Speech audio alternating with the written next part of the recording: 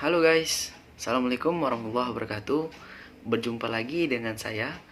Perkenalkan, nama saya Perdi Dwi Novanto, mahasiswa UIN Sultan Toha Saifuddin Jambi, Prodi Pendidikan Agama Islam, Fakultas Tarbiyah dan Keguruan.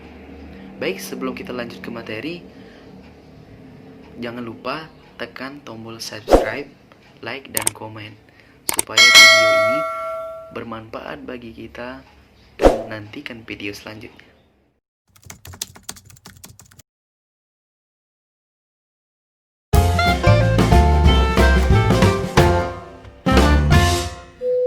Baiklah, kita memasuki materi tentang pengertian evaluasi. Pengertian evaluasi yaitu adalah pengukuran dan penilaian. Pengukuran dan penilaian. Apa itu pengukuran dan penilaian? Pengukuran penilaian yang pertama, pengukuran. Pengukuran adalah membandingkan sesuatu dengan yang lain yang bersifat kuantitatif. Contohnya seperti angka, bilangan yang bisa dihitung. Sedangkan penilaian adalah suatu pengambilan keputusan.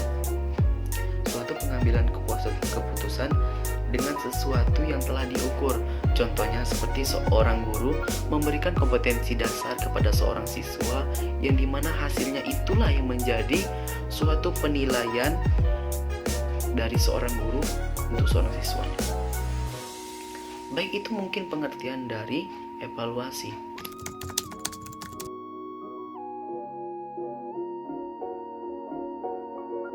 Baik, kita memasuki materi yang kedua tentang hakikat, tentang tujuan, tentang fungsi.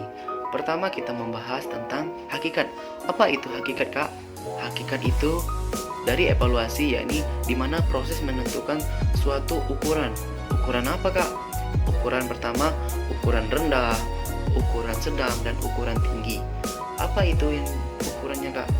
Ukuran dalam menentukan bagaimana pengetahuan siswa, bagaimana tingkatan siswa itu, bagaimana naik dan turunnya suatu evaluasi dari seorang siswa. Contohnya misalkan dari segi bidang pengetahuan seperti matematika, bisa seperti bahasa Indonesia, kan hasil akhirnya bisa dilihat dari situ, dari seorang siswa. Yang menentukan evaluasi ini adalah seorang guru, karena dengan gurulah kita bisa tahu bagaimana pengetahuan kita, akademik kita, dan lain sebagainya. Lanjut yang kedua tentang fungsi. Apa saja fungsi dari evaluasi? Fungsi dari evaluasi yakni ada 4. Yang pertama tentang fungsi evaluasi formatif. Apa itu fungsi evaluasi formatif?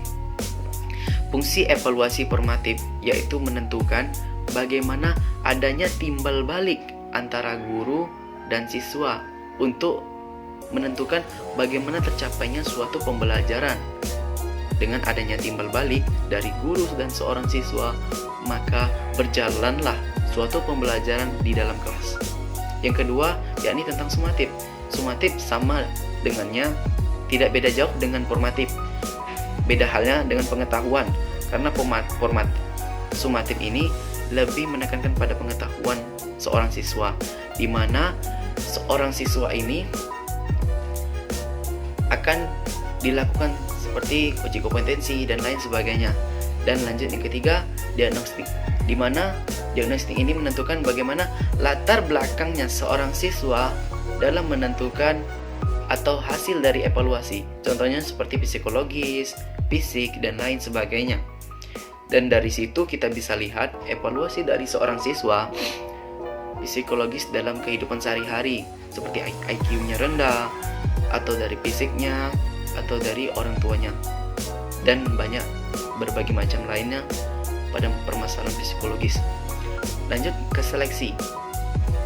Seleksi merupakan suatu fungsi evaluasi yang terakhir. Apa itu seleksi? Yang dimaksud dari evaluasi yakni bagaimana menentukan minat dan bakatnya seorang siswa dalam menentukan pilihannya. Bisa dari kemampuan bergitar, bisa dari silat, dan lain sebagainya. Masuk ketiga, yaitu apa? Apakah? yakni tentang tujuan dari evaluasi. Yang pertama, untuk mengetahui bagaimana produktivitas dan aktivitas yang dilakukan dalam pelajaran. Seperti contohnya seorang guru dan seorang murid itu melakukan pembelajaran dari jam 7 sampai jam 12 dengan waktu yang produktif dan efektivitas yang dilakukan seorang guru dalam metode pembelajaran. Yang kedua, mengetahui bagaimana kesulitan siswa. Dengan adanya tujuan dari evaluasi ini, maka akan adanya atau kita tahu bahwa kesulitan di mana dari seorang siswa. Kita bisa lihat, oh siswanya seperti ini, oh siswanya seperti ini. Jadi kita bisa tahu. Dan yang ketiga, kita memperbaiki atau menyempurnakan dari proses pembelajaran yang dilakukan. Lanjut ke pembuatan kisi-kisi. Pembuatan kisi-kisi yang pertama yakni harus menentukan kompetensi dasar. Yang kedua, memiliki indikator. Yang ketiga yakni memiliki pokok bahasan. Dan yang keempat yakni adalah memberikan soal-soal berupa soal esai, bisa berupa soal pilihan ganda, dan berbagai macam soal lainnya. Ada 4 dari indikator-indikator untuk menentukan kisi-kisi. Lanjut yang keempat, materi yang keempat. Apa itu materi yang keempat? Yakni pembahasan tentang pendekatan dari evaluasi.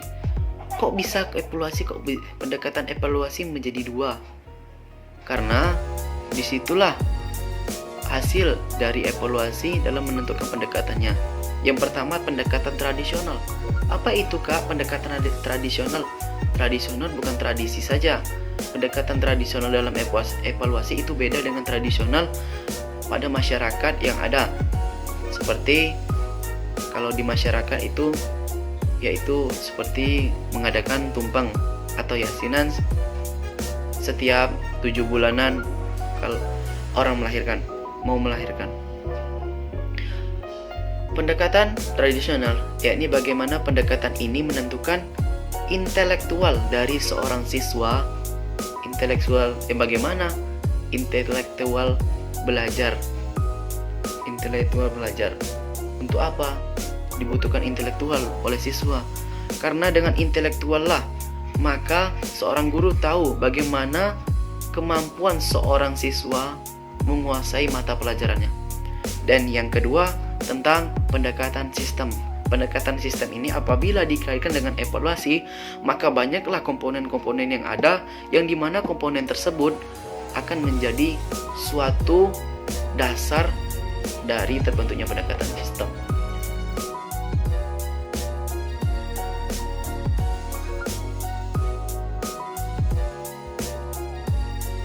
Baiklah, sebelum kita tutup, ada baiknya kita membaca hamdalah. Semoga pembelajaran kita pada hari ini berjalan dengan lancar dan bermanfaat untuk kita semua.